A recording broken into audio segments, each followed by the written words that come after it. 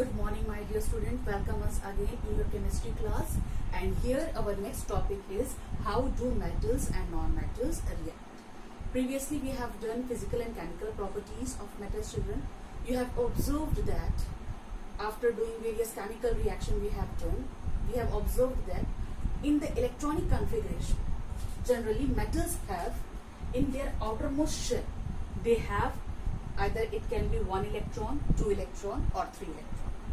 In case of when we'll talk about non-metals, they have in their outermost shell, they have electron, either it can be 4, 5, 6, 7 electron. Here outermost shell means, children, in the valence shell, in the last shell, the number of electron in case of metal it can be either 1, 2 or 3. In case of non-metal it can be 4, 5, 6 and 7. See, children, what happens when these metals and non-metals react? One of the very famous theory, or you can say rule, is there, octet rule or octet theory. In these, the element must have 8 electron in the valence shell. If the element have 8 electron in the valence shell, then it will be stable. So in order to gain stability, when they will achieve this stability, when they have 8 electron in the valence shell.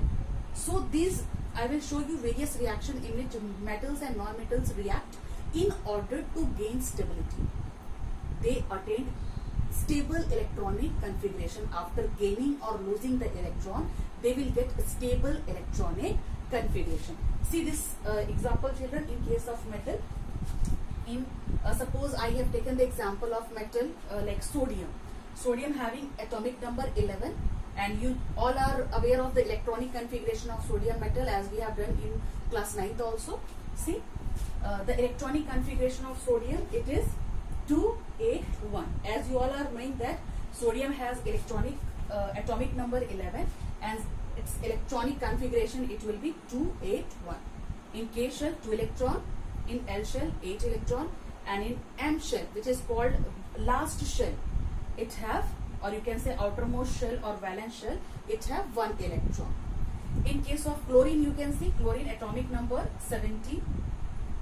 Chlorine atomic number 70. Okay, and the electronic configuration it will be 287. In K shell 2 electron will be there, in L shell 8, and in last shell, which is called valence shell, it have 7 electron.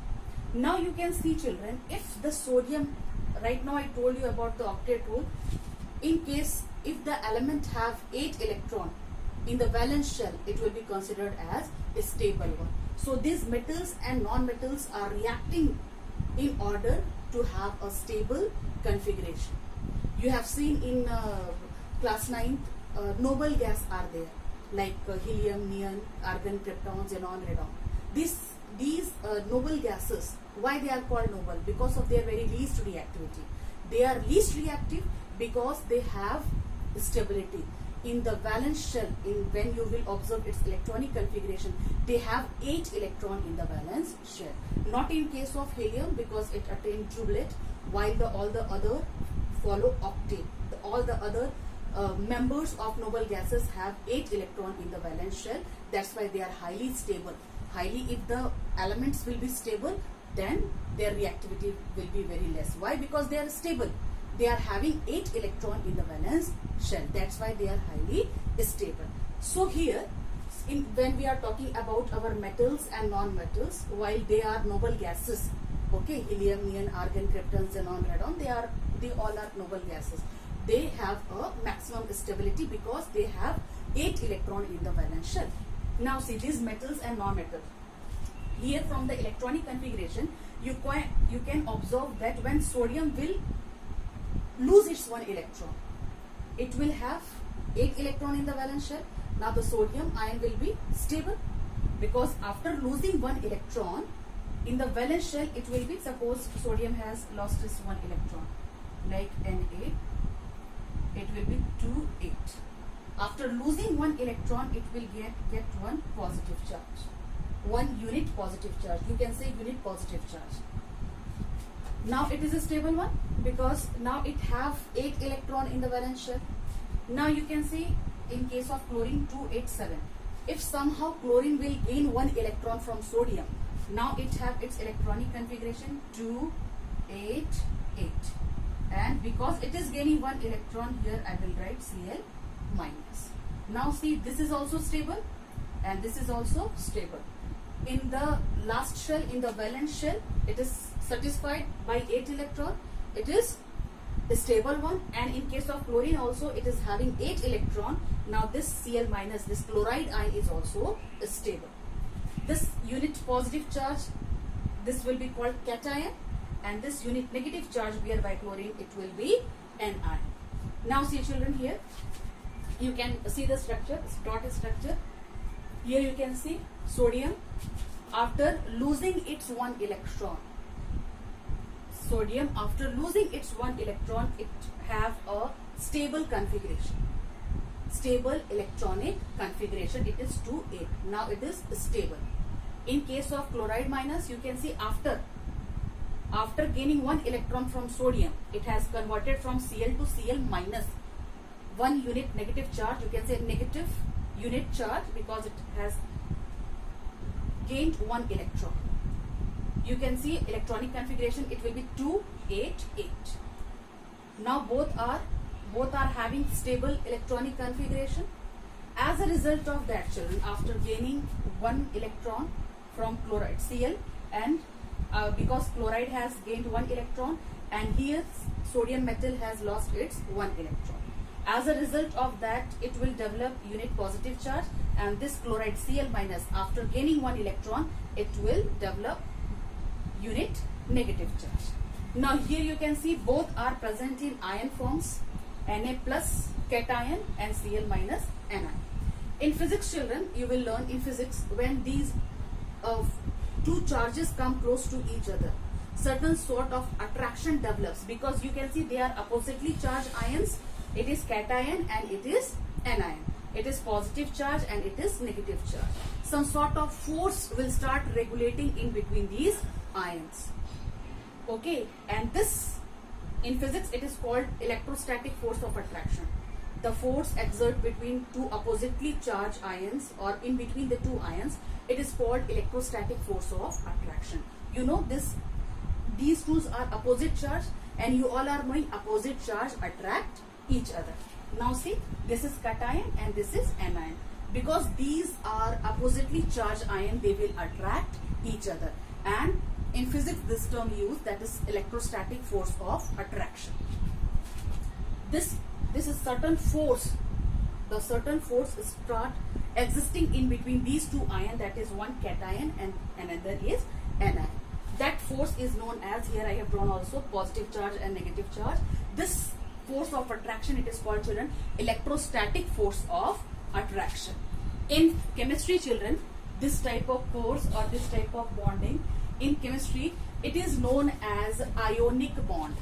Okay, ionic bond, the name itself suggests its meaning. Ionic bond means the bond, or see, this sort of, this force of attraction existing between these ions, this is called bond. In chemistry it is called bond. And this bond, because this bond is existing between ions, it is called ionic bond.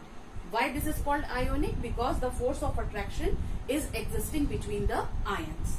And here, because one word also I have written here, it is called electrovalent bond. Ionic bond is also correct, and one more it is there, that is called electrovalent bond, because the force of attraction is existing between these ions. This is called electrostatic force of attraction.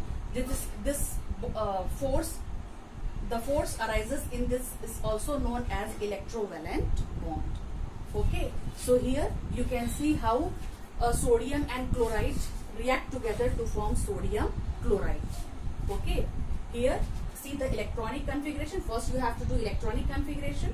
Then why we are doing this? Why sodium is releasing its one electron and chlorine is gaining one electron, in order to have a stable electronic configuration. Here you can see sodium is losing its one electron and Cl is gaining one electron. As a result of that, unit positive charge develops on sodium, unit negative charge develops on chloride, and as a result, because two oppositely charged are coming closer to each other, a new force of attraction will start existing in between them, it is called electrostatic force of attraction, and because of this force it is called a new bond is formed between these two ions. It is called electrovalent bond, and this electrovalent bond is also known as ionic bond, children.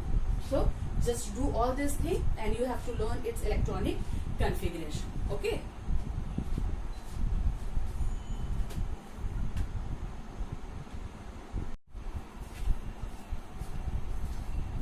See children, again we will see another example. Previously we have discussed sodium chloride, how formation of cation and anion takes place. Here I will show you another example, the how formation of magnesium chloride takes place. Okay, how formation of magnesium chloride, that is MgCl2. See children, sodium, previously we have discussed sodium, now we are having another metal, that is magnesium. Magnesium having atomic number 12, and when we will do its electronic configuration, it will be 282. See children, here formation of magnesium chloride is taking place. Two chlorides are there. So magnesium here, the transfer of electron from magnesium, it will be 2. How it will be 2? Here you can see from electronic configuration also, it have electronic configuration 282. When magnesium will release its 2 electron, after losing its 2 electron, it will have a stable electronic configuration 2, 8. Now here you can see it have 8 electron in its valence shell. Now it is stable one. Now see, magnesium after releasing 2 electron, it will get 2 positive charge. Okay, after releasing 2 electron, it will have 2 positive charge. Okay. Now after magnesium 2 plus, it will be called magnesium cation, as a result of, because it is losing 2 electron and it have developed magnesium 2 positive charge. It is called magnesium cation. Now see chlorine. What is the atomic number of chlorine here? It is 287. When we will do the electronic configuration, it will be 287. Now see children, when it will gain 1 electron, it will also achieve stable electronic configuration 288. Here after gaining 1 electron, it will develop 1 negative charge. This will be chlorine anion. Okay. After gaining 1 electron, it will have chloride ion 288, or you can say chlorine anion. Here it is magnesium cation. Now see, magnesium is stable by losing 2 electron and 2 chlorides are there. It will also attain stability by gaining 1 electron to both Cl. See, magnesium is having 2 electron in the valence shell. Here you can see 2 electron in the valence shell, and it is here the transfer of electron is taking place from magnesium to chlorine. See, 1 electron of magnesium will be transferred to this Cl, and another electron will be transferred to another Cl.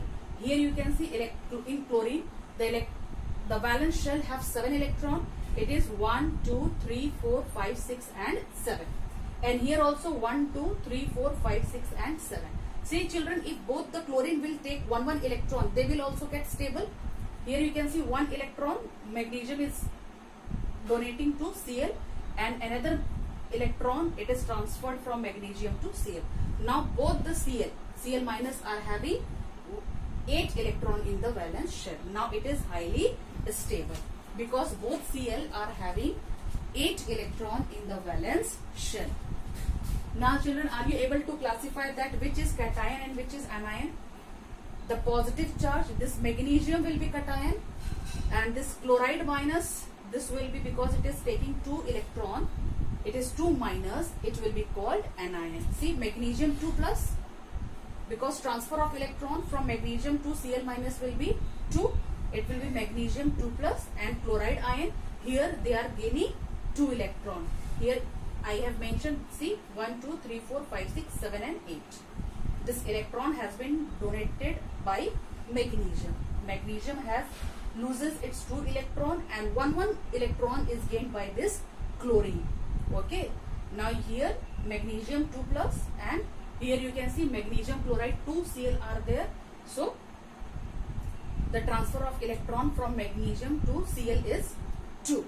As a result of that, this compound has been formed. That is, this is magnesium chloride, where magnesium is cation and Cl is anion. Now children, I am giving you homework. Just tell me what will happen when calcium is treated with oxygen. This is your homework. Okay. Now, what happens when magnesium is treated with N and aluminum is treated with Cl? You have to tell me that what will happen when these compound, this element will react. Calcium react with oxygen, magnesium, then it will react with nitrogen, and aluminum, what will happen when it is reacting with chlorine.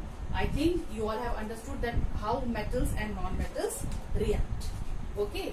After gaining and losing, these all are having 8 electron in the valence shell. As a result of that, formation of cation and anion takes place, and you all are knowing that previously we have discussed that the force of attraction that exists between these ions, they are called ionic bond. Okay, the bond which is formed here by gaining and losing electron, it will be ionic bond, the bond which is existing between cation and anion. It is also called electrostatic force of attraction. It is also called ionic bond, and it is also known as electrovalent bond. Okay.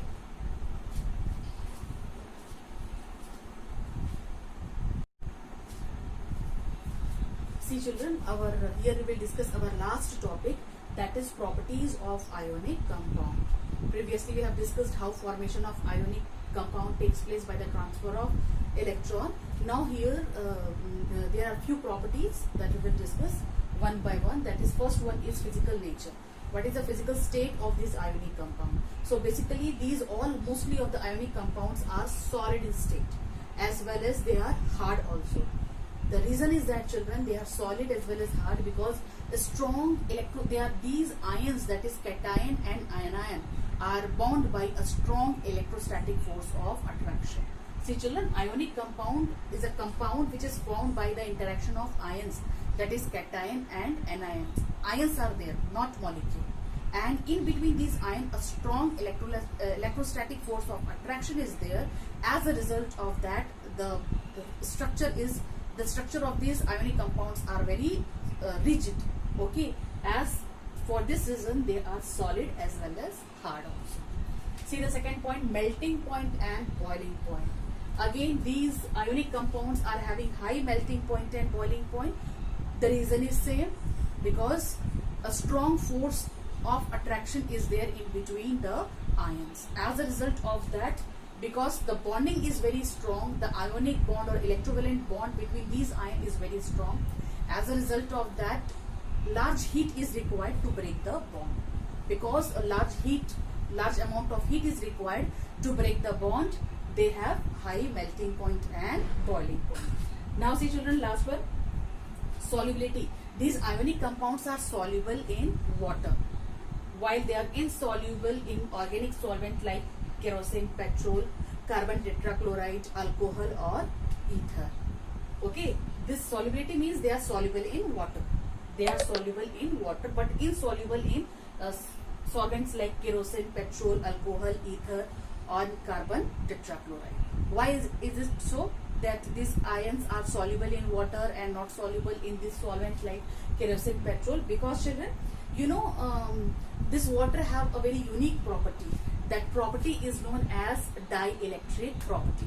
Water has a property that it weakens the force exist between the ions. It reduces the force of attraction exist between the ions. Okay, suppose if I will dissolve in water, suppose water, and here if I will dissolve NaCl, okay, if I will add NaCl, so it will get break down into Na plus and Cl minus. Why?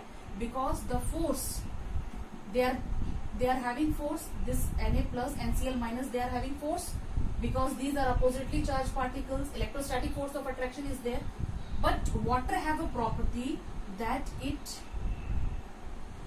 weakens the force exist between these ions. As a result of that, it will get separated into Na plus and Cl minus. This Na will be surrounded by water, and this Cl is also, suppose if I will talk like this, okay, this Cl is also surrounded by water. Now these ions are separated and these ions are free to move in the solution. Okay, this means this is soluble in water. Why? Because water weakens the force of attraction exists between this Na plus and Cl minus ion. Now see, so this is the reason that why it is soluble in water. Okay, and why this is not soluble in organic solvent like kerosene, petrol, because they are not having such type of dielectric property. Water have a dielectric property. It weakens the force of attraction existing between these ions. Now see children, the last one, the last property, that is conduction of electricity. You all are knowing that in previous chapter 2 also we have discussed one electrolysis of water is also there. See this conduction of electricity. These ionic compound, when they are dissolved in water, in aqueous form and in melted form, they can conduct electricity. Aqueous form means when NaCl will be dissolved in water, then also it will conduct electricity. In molten state means when we will melt sodium chloride, in molten form also, okay, in molten form also it can conduct electricity, because in both two cases the ions are free to move. I have given you the example of right now NaCl when dissolved in water, ions are free to move. See children, conduction of electricity can be takes place in two ways. Either it can be done through electron, and second it can be done through ions. In solution, the conductivity, the conduction of electricity will take place in ions form. Okay. Now see, in aqueous form and in molten state, the ions are free to move. A certain less force of attraction exists in between molten form, and in aqueous form you have seen that Na plus and Cl minus will totally it will get separated because of the dielectric property of water, and these ions are free to move. Then conduction of electricity will takes place in a fluent manner. Why in case of solid state what happens children? In solid state, these ions, in these ions, a very strong, when NaCl is present in solid state, a very strong force of attraction is existing between them. Okay, when NaCl, suppose sodium chloride, it is solid in state, and when in solid form the structure is very rigid, the ions are not free to move. See children, conduction of electricity will take place when there will be a movement of charge. And who are the carrier of charge? These ions, these cation and these anions are the carrier of charge. If ions are not able to free, then how the conduction of electricity is possible? In solid state, the ions are not free to move at all. The ions are not free because a strong electrostatic force of attraction is existing between this sodium and chloride. So how they are not able to move? If they are not able to move, then nobody will be the carrier of charge. Then the conduction of electricity is not going to take place. But in aqueous form and in molten state, the ions are free to move. Because ions, if the ion will free, what happens in process of conduction? What will happen in conduction of electricity children? When these, suppose NaCl ion dissolve in water, then this sodium chloride, when it will get dissolved in water, or you can take any other ionic compound also. So this NaCl will get broken down into Na plus and Cl minus. These ions will move to the opposite electrode when electricity is passed. In this way the conduction of electricity will takes place. But in case of solid state, no ions, no free ions are there, so conduction of electricity is not going to take place. But in case of aqueous solution, or you can say in molten state somehow we have melted sodium chloride. So in molten state also the some sort of force of attraction is less in between Na plus and Cl minus, or you can say any cation and anion. So the ions are free to move, and if ions are free to move, there are charge carriers. These ions are the charge carriers. If ions are free to move, then the conduction of electricity will takes place. The two condition, if three condition, it will be provided that under what condition the conduction of electricity will takes place. So the conduction of electricity takes place in aqueous solution as well as in molten form, but not in solid state, because the ions in solid state, ions are not free to move. They are having a very rigid structure. As a result of that, there is no carrier of charge, no free ions are there, no conduction of electricity will takes place. So children, these all are the things that we have discussed here. That is, at the initiation of the topic, we have discussed how the formation of ionic compound takes place, how do metals and non-metals react in order to gain stable electronic configuration. Then here are the fourth property, that is physical state, melting point and boiling point, solubility, and last one is conduction of electricity. So these all points are very important for your examination point of view. Just go through it. Thank you.